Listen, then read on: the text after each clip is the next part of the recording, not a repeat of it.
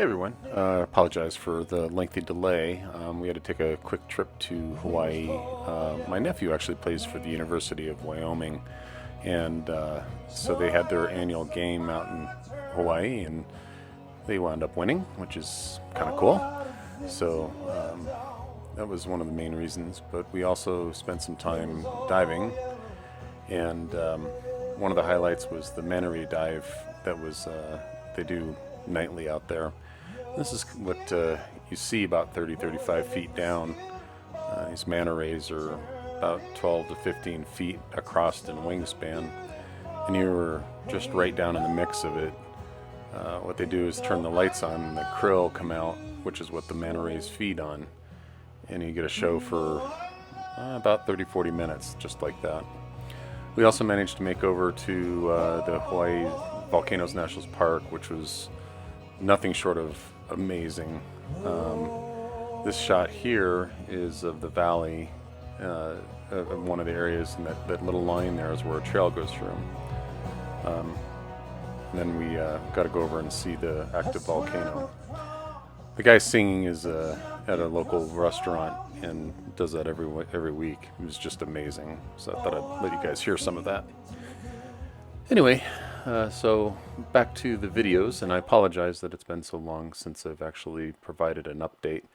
I worked really hard going up to the vacation, and then I've been down for about 3 to 4 weeks between the vacation prep, the vacation, and then having a little bit of a cold when I got back. Got the canopy out here, and needed to do a final test on the wing tank. This is one of the ones that was completed. And one of the things that's just amazing is if you follow the directions and do it correctly the first time, those fuel tanks are no big deal now. What I'd done previously, and if you missed that part of the video, I used the jig stand as the final assembly for the rear portion of the fuel tank. And what that wound up doing is introducing a twist into the fuel tank, which basically made it impossible to put onto the wing. I had to strip it down, remove that rear portion of the fuel tank, clean it all up, and then redo that process again. Now that that's done, and a little bit later on in the video here, you'll see that I actually go through that process with one of the other tanks. But I wanted to make sure that the tank was sealed. There's a little tiny leak, but it's around an end that's easily accessible from the once it's on the wing. So I wasn't too concerned about that, and went ahead and put, well, you'll see it coming up here, where I put it on the wing. And you can see I got the canopy out. There's a little down the bottom right-hand corner. I'm still working on some things around the axle that goes on the main strut there. The main reason I'm working on that is I'm just trying to get some AN bolts to put in place, versus the ones that I bought some bolts that were just local to the store, and those are just what's holding it on right now. So I want to get those ANs in place. I had some more work to do with the wiring, and it's funny with this project a little bit is about the time I think I'm done with something, I either change my mind or realize that I might, or could, find a way that I could do it better or something like that. And so I have to backtrack a little bit in order to be able to fix that particular problem. So in this particular section here, I'm actually working on getting the wiring for the around the strut together. And I also noticed that there was some work that I needed to do around how the seatbelt stops are in place. As with everything in the project, as you go through the packets of parts that come from the factory, you whittle them down to the point where there's almost nothing there, and then you get out a whole new series of packets. So what I'm doing here is just basically going through and consolidating a lot of the packets that were on the back wall, which is towards the bottom of the screen here, and cleaning all that section up, because once I get the wings all done with the fuel tanks, this bench will go against the wall and free up more room for the main portion of the airplane. Lori came out, and I needed to do some work on the transponder, and it's one of those things where it's, you have to hold the transponder in place on the floor and then put the nuts on from the top, and totally impossible to do with just one person. So she came out and helped with that. For from here, it's just more wiring management in the middle so that, it's not interfering with anything from the control perspective. It's just really difficult to do a lot of this with those braces in place. And I needed to get the canopy on in order to be able to remove those braces. And, it's just kind of I was doing whatever I could. I'm working on the this is the ELT wiring. Anyway, it's attaching the BNC connector to the end of it, and that's just all kinds of fun. So I'm sure I'll get better with that because I've probably got about 5 or 6 more of those to go as I start terminating the instrument panel. Anyway, so back to some of the wiring that I needed to do to try to get the cable management taken care of there.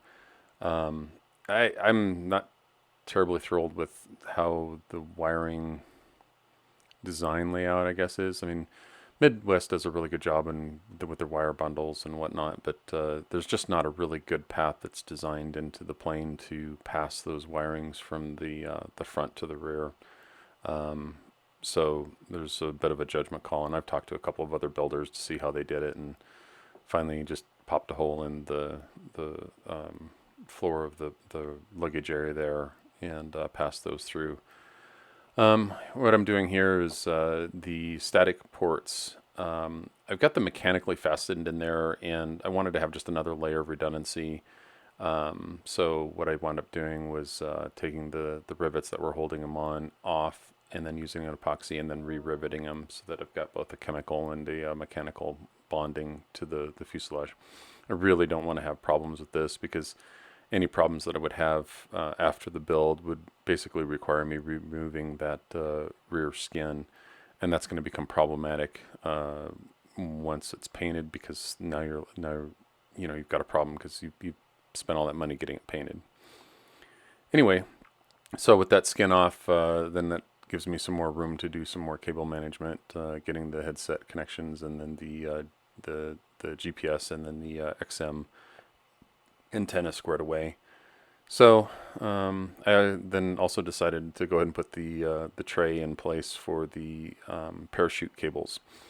And this is again another one of those areas where I'm not, I wish it was better laid out in the instruction manual. It's almost like once you get the control surfaces and the rear fuselage and some of the main portion of the fuselage together, it's just kind of a haphazard. Here, build this, build this, build this, but there's no real good order for it to go in. So some of it's best judgment, but doesn't necessarily mean that it's right. So I'm doing what I can, and it's resulting in I've got to do some steps back in order to get the process moving forward. But that's just part of the building experience, I guess. So we got one of the wings back on the bench here.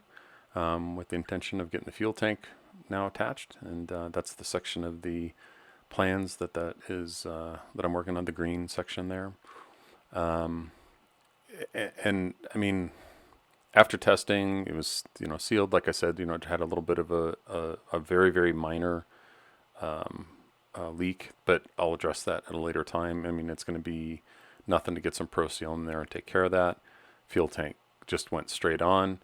The one thing that was interesting is that the holes for the rivets, they're actually a smaller size than what the rivet hole is for. And if you follow any of the other sling builds that are out there, Mojo Grip, when he did his fuel tank, they did this section, but rather than doing just a very discreet pop a little bit bigger hole in the hole for the section for the rivet. Whoever managed that took the full drill bit and drilled all the way down and wound up puncturing holes in the fuel tank, but then not knowing that they did that during the process. So knowing that, I was very very careful with what my depth was on the drill bit. It was just deep enough to be able to enlarge in the hole, and it actually worked out in my favor a little bit because of that. Because of the problems I was having with the initial attempt to put the fuel tank on, any sort of damage that might have been caused in a couple of the holes was completely removed because I had to enlarge in the hole. So once I did that, all the rivets went in really quick, and I was able to get that taken care of. The other thing that was really interesting was Sling does a really good job of providing ample rivets for most of the sections.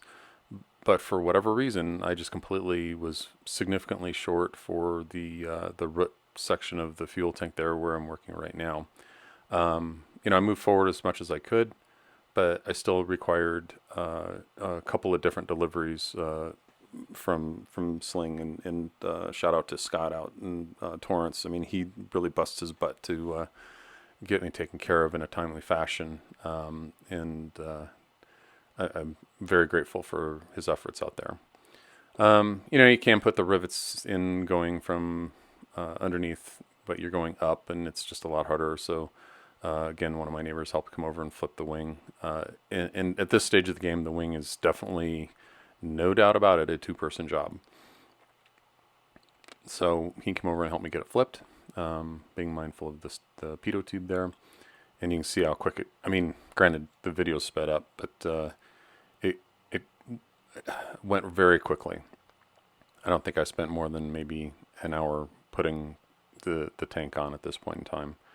I was watching some videos of some folks with the extended range tanks, and I'm very grateful that this is the 26-gallon tank, and really no need for the extended range tank at this point in time. And I'm glad I opted out of that particular upgrade. There was a little bit of Pro Seal left over from the previous work, and since I had the rubber eraser tool there, it was just a matter of, okay, cool, let's just take care of that. I think I'm on to I'm actually on to the next wing at this point in time. And just kind of go through it real quick. Oh, no, wait, I'm sorry. I'm still on the pitot tube here. So anyway, we're just chugging along on this part. It's nice that this section is done. You'll see a little bit more of this here coming up, but it goes real quick. Or at least the wings do feel like they have now. So I'm building out a series of videos, so I'll have 2 or 3 coming out here in a row. Again, thanks for everybody that's been helping, and especially the folks who've been watching. I appreciate the views. Thanks very much. Talk to you later.